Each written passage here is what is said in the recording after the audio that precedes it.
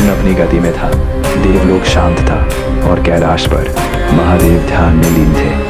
पार्वती सिर्फ शिव की अर्धांगिनी नहीं थी, वो एक माँ भी थी। उस दिन जब कैलाश पर सिर्फ शांति थी, पार्वती को एक ऐसी रक्षा चाहिए थी जो सिर्फ उनकी हो। ना कोई देवता, ना कोई गण, सिर्फ उनका अपना। तब माँ पार्वती ने अपने शरीर के हल्दी और चंदन से एक रूप गढ़ना शुरू किया।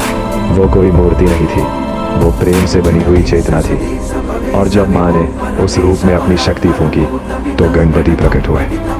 ना जन्म के दर्द के साथ, ना किसी युग के बाद, पर माँ के स्पर्श से।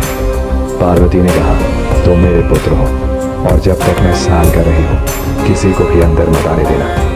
गणपति द्वार पर खड़े हो गए, शांत, स्थिर, कर्तव्य में बंधे हुए। तब कैलाश पर महादेव वापस आए, पर द्वार पर एक ऐसा बालक खड़ा था जो किसी को पहचान नहीं रहा था, सिर्फ माँ का आदेश जानता था। महादेव आगे बढ़े, गणपति रुक गए। ना डर था, ना अहंकार, सिर्फ फर्ज। और वही हुआ जो ब्रह्मांड भी न रोक सका। एक पल में गणपति का शीश अलग हो गया। जब माँ पार्वती ने देखा तो शक्ति रो पड़ी। वो माँ थी और माँ का दर्द सृष्टि भी नहीं झेल सकती।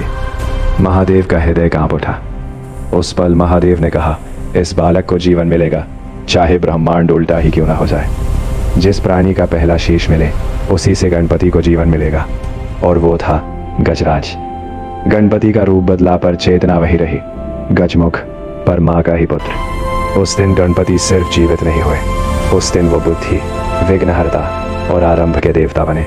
इसीलिए गणपति का जन्म सिर्फ शरीर का जन्म नहीं था, वो माँ के प्रेम और पिता की करुणा का मिलन था। और इसीलिए जब भी कोई शुभ काम शुरू होता है सबसे पहले नाम लिया जाता है गणपति बप्पा का। जय गणपति बप्पा मोरया।